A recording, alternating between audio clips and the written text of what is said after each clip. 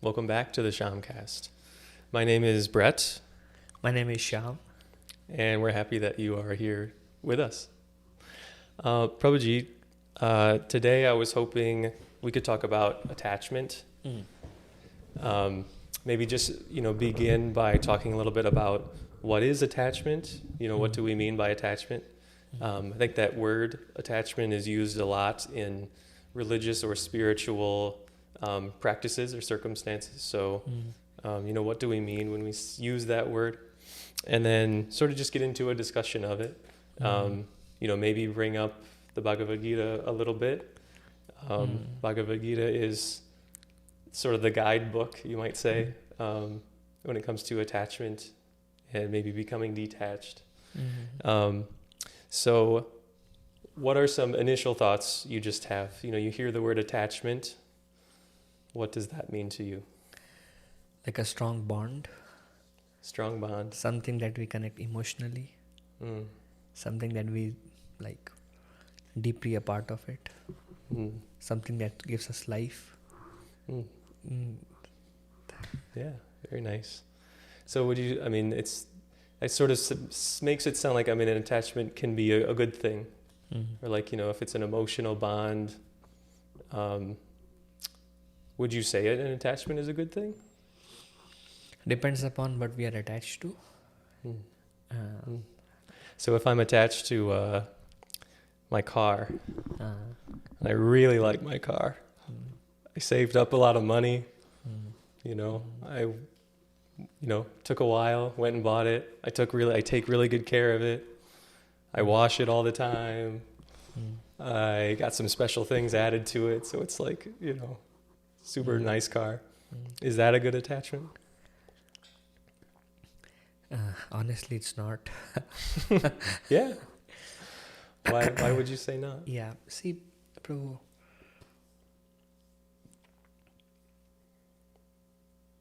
what does attachment leads us to?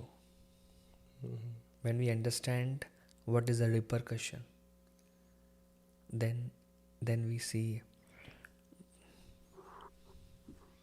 like the effect of attachment in this material world.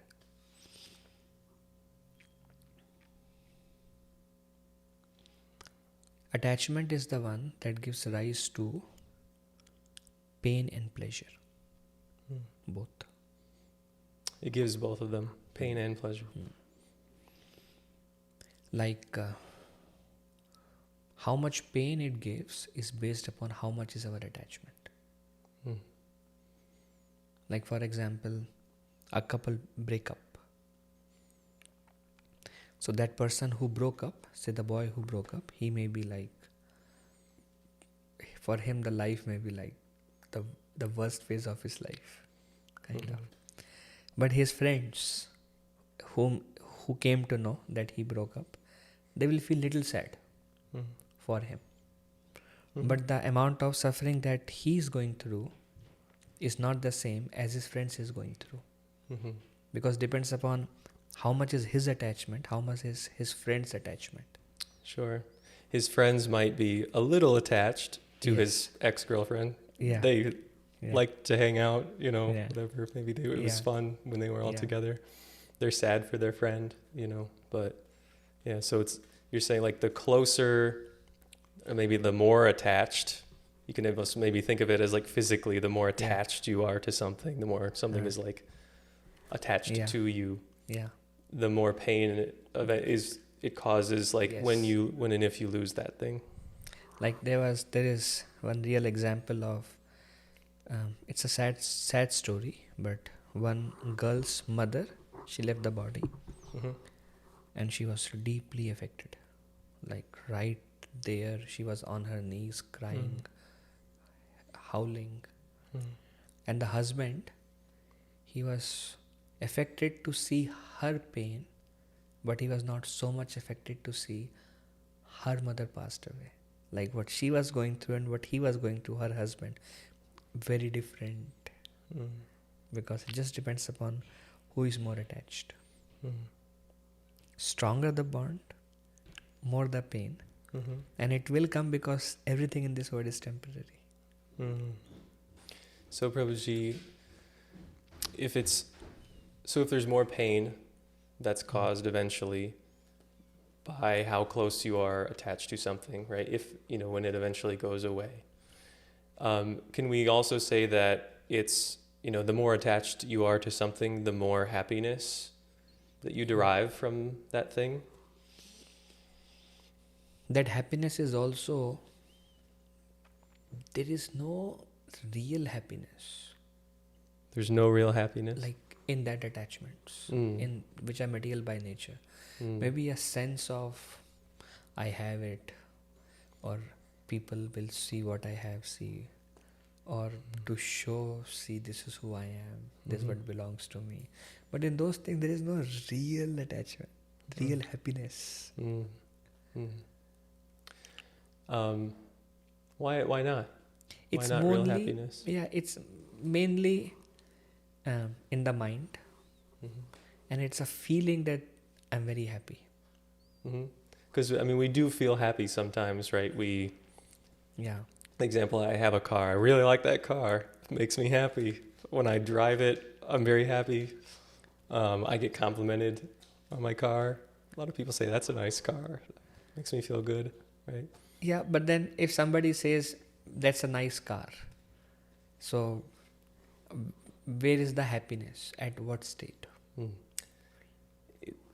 How I feel about myself, I guess. Maybe my ego. So mainly, if you see, it's in the mind.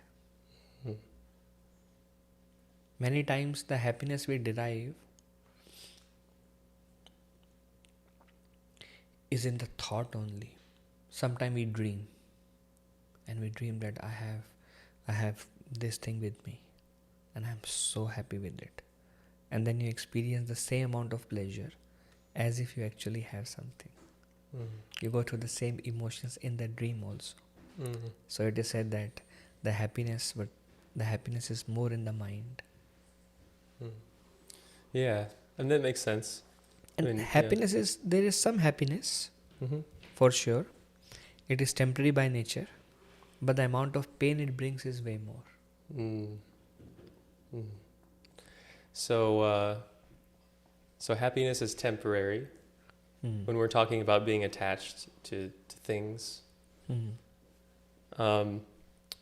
And it's just sort of, I guess, it's just sort of like the law, or just like the way it is designed. The law of nature, the way it is that the more attached you are to something, the more pain you are in when if it goes, right?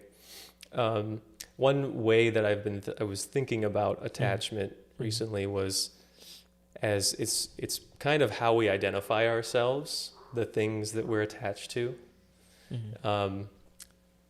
I love my car. I don't actually love my car. I'm not really a car guy, but I'm just saying, if I really love my car, that car becomes like a part of who I am. It's like I want people to see me and go, "Oh, that's the guy who's got that cool car," and it sort of gets wrapped up in kind of who I think I am, or like how I would define myself. And it's almost like if something, say, if get into an accident, whatever happens, I lose that car, it's like a piece of me just got like ripped away, and the more attached I am to that car, the more it's going to hurt, So I was thinking about it in terms of, like it's like kind of like a physical thing almost. It's like you really are like taking this object or whatever it is, or this feeling, and just like attaching it to you, saying like, now you're with me. You are a part of me. Like you go everywhere with me. I take my love of my car all over the place with me, and you could substitute, I guess, anything for a car. House, or your clothes, or your looks, or your whatever it might be. Yeah. And then we really hold on to it. Yeah. In all circumstances. Okay. So, what effects do having attachments have in our everyday lives? Um, if I mean, just speaking for myself, I mean, if I really think about it, I have quite a lot of attachments. I joke about you too. I joke about my car, but like I did have a car break down on me recently, and there was definitely like this very painful feeling, about that, where it was might not even necessarily have been like the car itself. I mean, it was an old car. Yeah. I didn't particularly like have a lot of affection for that vehicle, but it was more like you're saying. I think maybe like the point is that it's all in the mind. Like all of these things are happening. This attachment, the happiness, the pain, it's all things that we experience in our mind.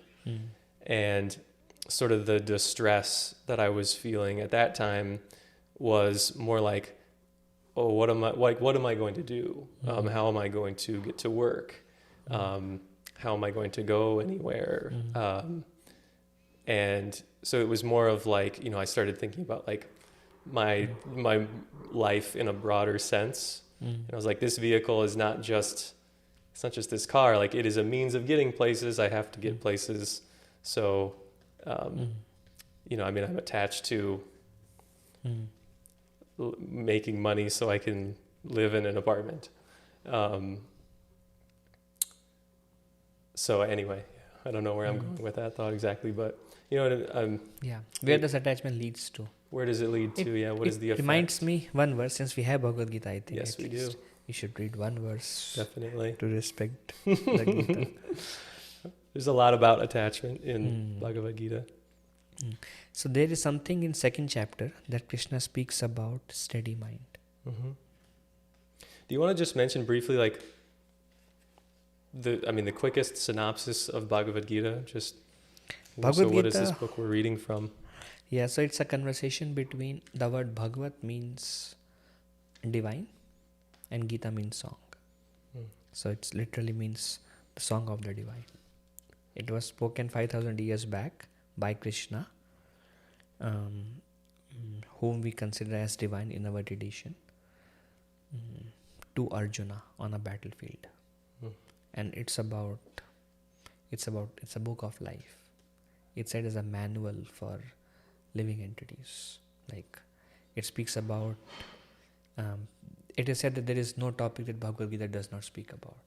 Speaks about time, speaks about nature, speaks about the divine, speaks about us, the self, speaks about the food that we should eat, we should not eat, speaks about the different kinds of determination, different kinds of faith, speaks about the soul, the science of the soul, speaks about what is good activity, what is not good activity, karma, and speaks about next life, speaks about past life, speaks about everything. Yeah, and you can read it all in, 2 hours? 2 hours you can read everything. Yeah.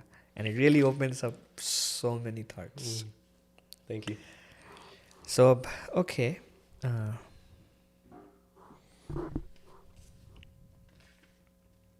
Yes. So this, should I read the Sanskrit? Sure. Okay. Yeah. So this is from chapter 2, text 56. And maybe we should just mention, so Bhagavad Gita was written in Sanskrit. Yeah. Ancient language of India. Yes. And so this version has the actual Sanskrit pronunciation that you can like actually, and it's in poetry form, and like you said, it's called the Song of the Divine. Yeah. So it's actually, you can sing it. So that's a fun part of it.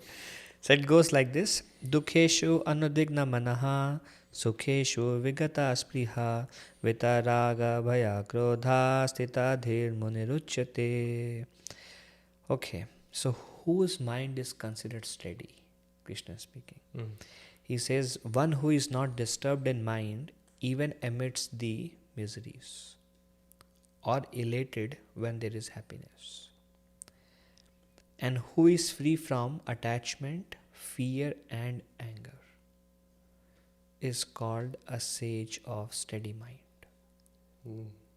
Can you read that one more time? Yeah. One who is not disturbed in mind even amidst the miseries, or elated when there is happiness. Mm. And who is free from attachment, fear, and anger is called a sage of steady mind. One who is free from fear, free from anger, free from attachment, who is not elated when there is a source of joy, who is not affected when there is misery. His mind is considered as steady. I love this verse. So why do you love this verse? Yeah, some reflections on this. So one who is not affected by misery. Now if you see, there are 5 things Krishna says. Those who have these 5 things, their mind is considered steady. And if you see one by one, they all arise from attachment. For example, misery. We discussed how much misery we experience is based on how much attached we are. We saw the relationship, and a mother died, and who was more affected and who was less affected. And how much attached. For example, a mother, if she becomes sick, not so much concerned. Her child becomes sick. She's not concerned, you mean? Like She's not concerned if she becomes sick. Yeah. She'll tolerate. But if the child becomes sick, very worried. Yeah. very worried. Yeah. So it's really how much is the attachment, that much pain. Now, one who is not elated amidst happiness. Now, does it mean we should not become attached? We'll talk that later. Sure, yeah. I think that's a question that is coming up, at least in my mind. I'm sure it would arise in other people's minds as well. Like, just for example, like, the mother caring for the daughter, would say, well, that's a mother's love. That's very... Yeah.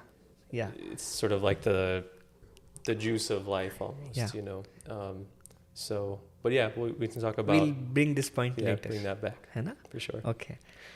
So now happiness. There was a PhD student.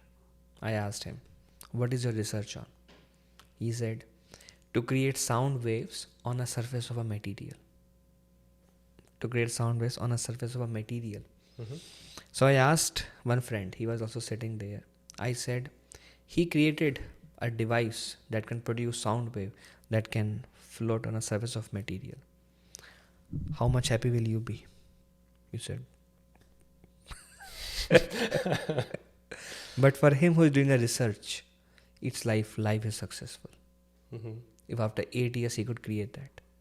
So how much happiness, joy we experience is also based on our attachment. But the attachment for one is not attachment for others. We become happy only what we are. It's defined by our attachment. Yeah, sure. Somebody gets some award and they're like, for us is like, okay, congratulations. That's about it. Yeah, unique to us. Yes. Right? Maybe based off of what we want. Based on what we want. And what we want is based on our attachment. Okay. So Krishna says steady mind. He says one who is not elated when there is happiness. One who is not affected by misery. So if you see, if one is detached, he won't be elated when there is happiness. He won't be affected by misery. Because they both are coming from attachment. Then who is free from attachment, anger and fear. Fear also comes from attachment. I really want my performance to be in this way. What if it didn't go well? What if I lose? Fear also coming from attachment. Anger also comes from attachment. When I really want something, attachment develops. From unfulfilled attachment, anger arises. Second chapter again, Krishna says unfulfilled attachment. You don't get what you want. Leads to anger. So really it's the attachment which takes our mind and flips around and around and around and takes us the designation of being steady. An attached mind is always unstable. Mm. A detached mind, no matter what happens, he's unaffected in this world. So would that mean then someone's unattached, unaffected, as you say, by the things that happen in life? What does that mean for that person, I guess? Like, does that mean that they don't do anything? Does that, it's like, if you're not affected, does it mean I don't know. It's like, you can imagine, like, okay, does this person walk around like a robot? Are they a zombie now? They're not affected by the world. So how can we think of that, being detached, not being affected? So then there is a concept of spiritual attachment. Like, example, boy and a girl, very attached, got married, deeply in love. Now a new soul comes to life. A baby comes. Now the mother, affection, attachment to the husband is shared between the husband and the baby.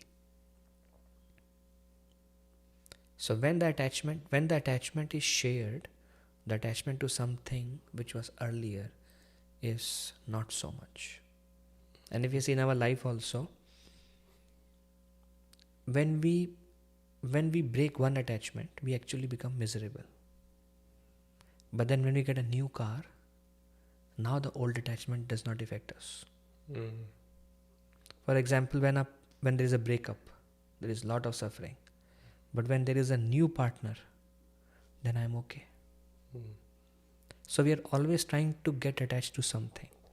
But when we are attaching to something in this world, that flip cycle continues. Just the object changes. But the mind is always in a whirlpool. Yeah, cycle. Yeah. I want it. I get it. I'm happy, I lose it. I'm sad, I get it again. I'm happy again, I lose it again. I'm sad. And this continues forever. So when attachment is something permanent. Say that one more time. When attachment is to something permanent. Okay. That we can never lose. And that gives way more joy. Now the mind can be steady. The attachment has to be shared. So this is a spiritual process. We are trying to attach to something. Now, instead of trying to attach from one object to another in this world and keeping our mind in a whirlpool of fear and anger and misery and elation, now we are attaching to something where there is elation. But the joy is not material. Where there is no suffering, because that cannot be lost. Most of the time pain comes because of losing. Or our expectations are not met. Something that I want didn't go well because I thought in a certain way and the reciprocation is in a different way. But something which is more full of joy, which is more eternal. That is the only way we can become detached here. The concept that I am not attached to anything is not possible. Krishna says it is the nature of the mind to be attached to something. So it's not like there's something wrong if we're becoming attached to things. Is that what, it is natural. It's the natural, unless just what we do. Yeah, as living beings, as people. Yes. Yeah. Unless we have something higher, this is unavoidable. So you're saying we need to be attached to something higher, to something spiritual. What is that thing that we... Yeah. And that's what Krishna says is, become attached to me. And in the 7th chapter in this text, Krishna says, the first verse, Krishna says, Maya asakta mana partha. Maya means onto me. Asakta means attached. Mana means mind. O Partha is Arjuna. O Arjuna, your mind, let that mind become attached to me. Maya sakta mana partha. What does it mean for one's mind to be attached to Krishna? What does that mean? And then Krishna says, how is it possible? Maya Shakta Mana Partha, how to attain it. Principle is the same in material world and spiritual world. Krishna says two things. One thing he says is, when we contemplate in the object of this world, one become attached. Like for example, a boy and a girl. Repeated association. Repeated. And now I miss it. Repeated. Now I'm attached. Anything, we are dealing with it regular, contemplation. Now I'm attached to that. Yeah. The more you're around something, and the more you think about it. Yeah. Sort of like those things work together, I guess, right? Yeah. The more you're with a particular person, the more you're going to think about them, and then both of those things are going to make your attachment stronger.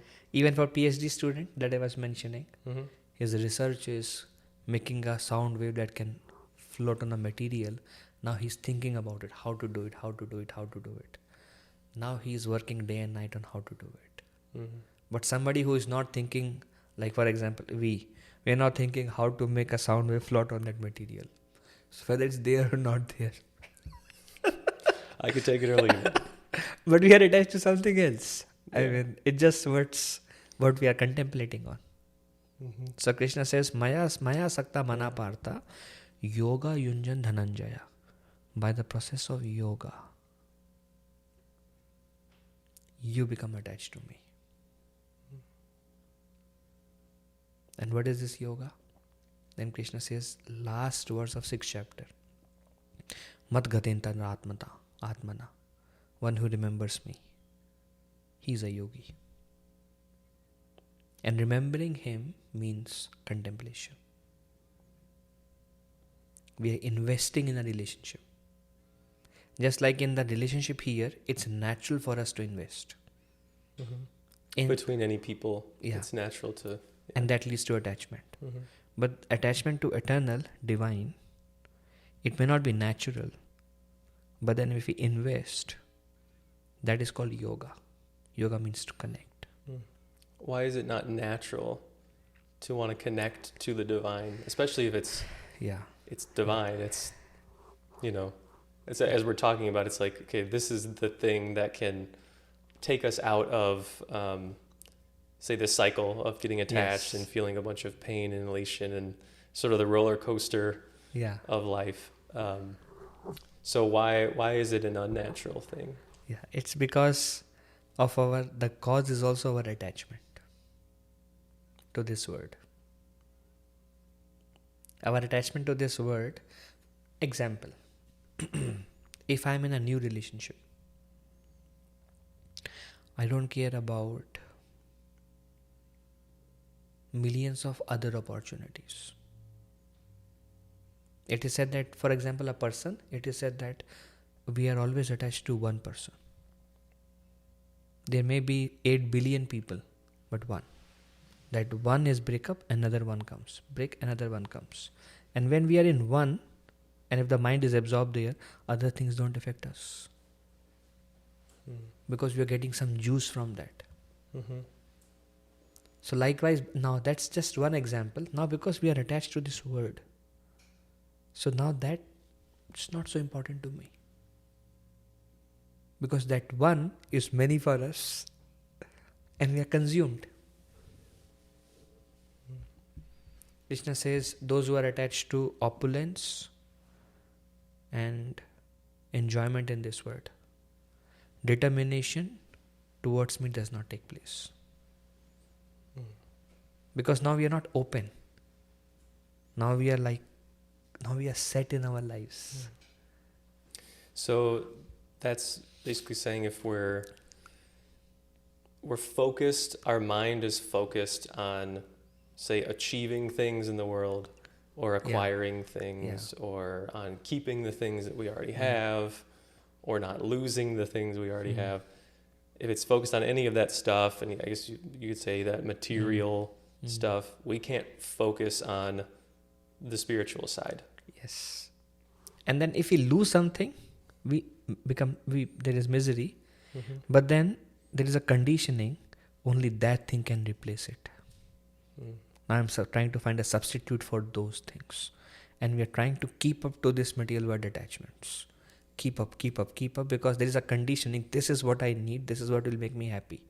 And the mind never turns in that direction. Now also, because we are keeping up with this word, and then we gain knowledge, but that is not there because we are conditioned to keep up. So there is like, based on our intellect, try throwing an arrow there. try this. And the more contemplation, Krishna says, anybody who thinks of me, Arjuna says, anybody who thinks of you become joyful. What brings attachment to this word? There is some joy that we experience. When we start experiencing joy in that relationship, then we're like, oh, this is nice. There is a thin attachment.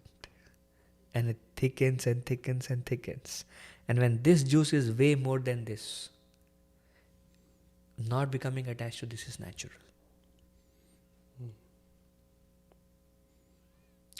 Should we, this sounds like a silly question, but should we not form relationships then? I mean, is that sort of, it's like, okay, if I'm, just to try to understand sort of, say like the action steps, like, okay, if I'm a person who's interested in spirituality, when I want to know more about it and I want to develop a spiritual practice and I want to get closer to whatever the divine is, right? Am I sort of hearing that I'm not really supposed to, good question, say, form a relationship? Am I supposed to like not want attachments, like just try to avoid attachments at all, run away from everything? Or like, well, yeah, what would you say about that? That will be a very unstable situation. Because this is not there, this we avoid, and we are just like, now all of a sudden we are lonely. We are like nowhere, and we are in this loop where life is a struggle. So Krishna says, don't disturb the mind of those who are attached. He says in 3rd chapter, Karma Yoga, rather bring me in the center. So we don't recommend disrupting life. We understand the principle. We understand what is steady mind. We understand what is a good attachment. We understand the effect of attachment in this word, which is misery, over elation, fear, anger. We understand this. We understand that. Now wherever we are, we remain situated there, and then we try to develop that connection. And when this comes stronger, this relationship remains, but attachment is here. Example, usually when a boy and girl gets married, after some time attachment is not there. It's there in the beginning. After some time, it's a sense of duty. You'd say they lose the spark or something. Then it's a sense of duty. And there, in this material world actually, then they may like some other partners while being in a relationship. Because only a sense of duty remains. Something else. And this is a whirlpool of the mind which leads to misery. The mind will lead to misery. They may be like, no, this is what I want, but then that desire remains. They may be bound by duty, but desire remains. And then those attachments may not be like it may not materialize, but they remain. In some form, they are satisfied. When this attachment develops, then this remains a sense of duty. So what is this attachment? This attachment is to the divine. A vertical attachment. Vertical attachment. Okay. Horizontal attachment is to this word. When this is cultivated,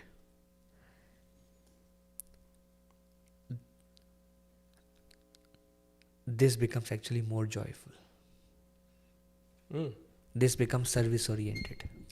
Material things become more joyful the more attached to spirit we are. Yes. Which means the less attached to material things we are.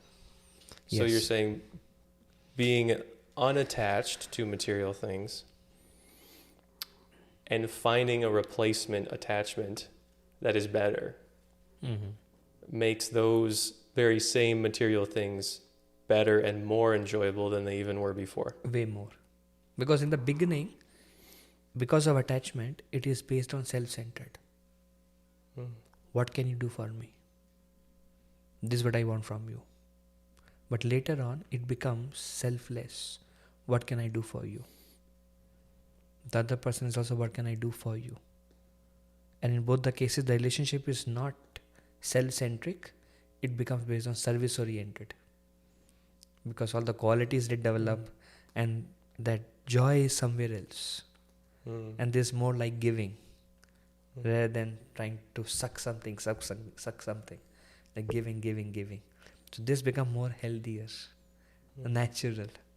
And we are happy in vertical relationship.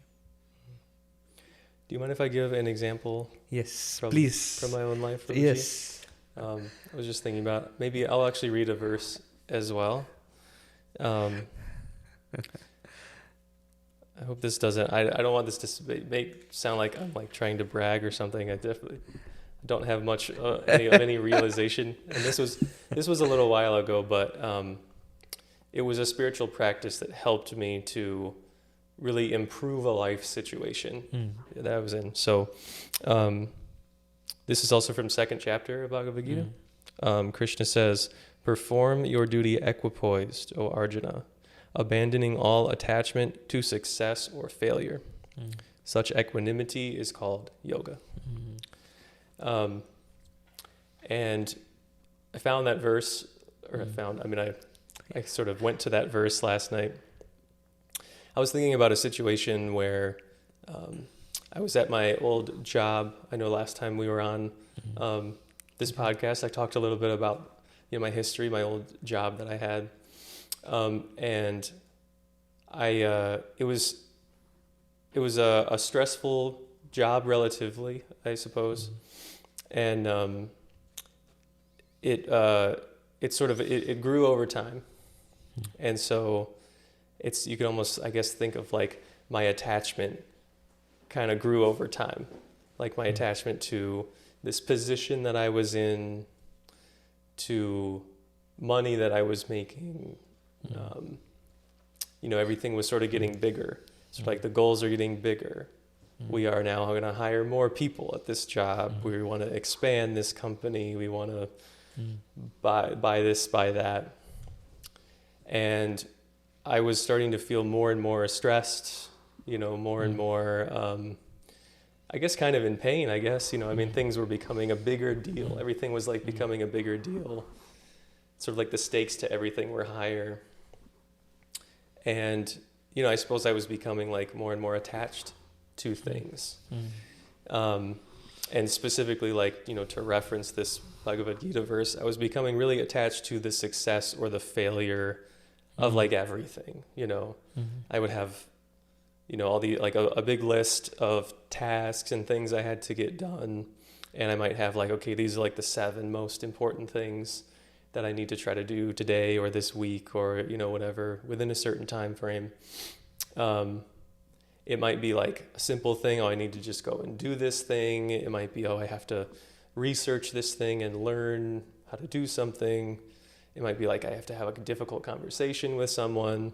But really, no matter what it was, there was like a focus on I have to succeed at that thing and I can't fail at that thing. Failure is bad. Succeeding is good. I want to succeed at everything. And literally reading Bhagavad Gita, reading books like Bhagavad Gita, and hearing from people like yourself who are, who sort of practice these things, in their lives.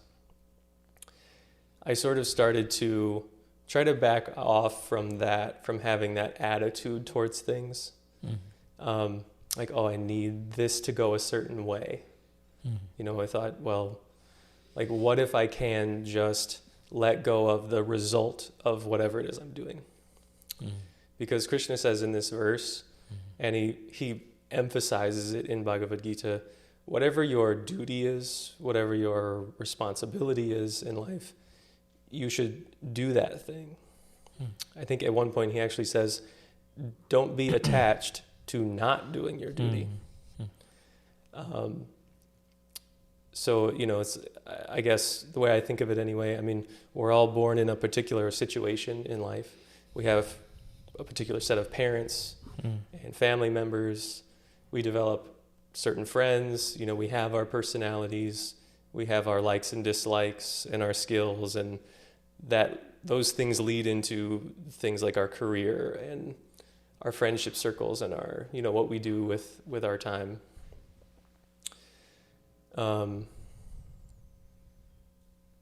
I just lost my train of thought for a second. But, it's like everybody just sort of has like a duty. Maybe we have duties to our parents. They have expectations, particular expectations of us. If we have a job, we have duties at that job. We have responsibilities. We may not even like the job, but it's like, well, we have to live. We have to make money to at least sort of, we have to survive. So like there are certain things that you have to do, and he says, never be attached to not doing that. So being detached is never a call to inaction, right? It's not, it's never, it's not an excuse. It's not like saying don't do it. It's like, no, do what you have to do. But just don't be so attached to succeeding or failing. It's, I know I've heard it described as, it's kind of like this paradox of like, you act in a way as if you care about the results. You act as if you care about the results, but whatever happens, you just let it be. It's like, try your very best, basically. Do the work, whatever it is that you're doing. Try your very best, but whatever, it's like, and if you tried your best, well, then whatever happens is just what happens. And then you're in another situation, and then you work with that situation, and you just can continue, I guess. So I guess what my point is that it helped me in that job, in that situation, to go, okay, I have to make this phone call, and I have to do this research, and this thing has to be closed on Tuesday of next week, but I'm just going to take it step by step. Like, okay, that thing's got to be done on Tuesday. Well, what's the next thing that I have to do? I have to send this person an email. All right, I'm going to send them the email. That's all I can do right now for that. Let's go to the next thing, And it's not just so much, like there's no, I try to get away from like the worrying about what's going to happen. Oh, did this person read this? What was this person thinking? I know I have to do this thing next week. It's like, okay, well, if I have to do it next week, I don't need to be sitting there thinking about it, worrying about the result. I can just do whatever I'm doing right now because I have particular duties to perform. And those are the things that can occupy my time right now. And that can be it, And they both go parallel. Because that connection is not going to come tomorrow. So there is work in progress. And this is how you deal now. It's about how you deal right now. This is something we can do now. There's something that we can simultaneously work. So you can say, in order to connect what you said and what I said, I think, how does this sound to you? And then I said, that sounds, and then we stopped there. I'm not quite, well, let me just say one thing. Maybe it can help connect them as well. Like, I mean, what I found after sort of trying to put some of those things into practice, all that stress like kind of went away, and when I, something that I would have found myself like dreading before, not wanting to do, it was a lot easier to do. And I even found many things to be very enjoyable, particularly like confronting a task that I maybe was nervous about or, whatever, and actually just kind of doing the task, and I just kind of having a little bit of that detachment, it felt better to do it, and there was sort of like a knowledge that, okay, well, I can do this now. Like the pressure from the mind is relieved. The pressure from the mind was relieved, yeah. And I guess that's how I would maybe connect that to what you're saying, that you find like a spiritual practice, you become more attached to something spiritual rather than something material. You try to let go of those material things, and the material things themselves actually become better, actually get better, because it's not causing all of those emotions. It's not causing all that stress, fear. You're still just sort of doing it, and there's freedom in that, I suppose. And just maybe one last verse I can say that can connect to what you also said, Prabhu, comes in the 3rd chapter in Karma Yoga.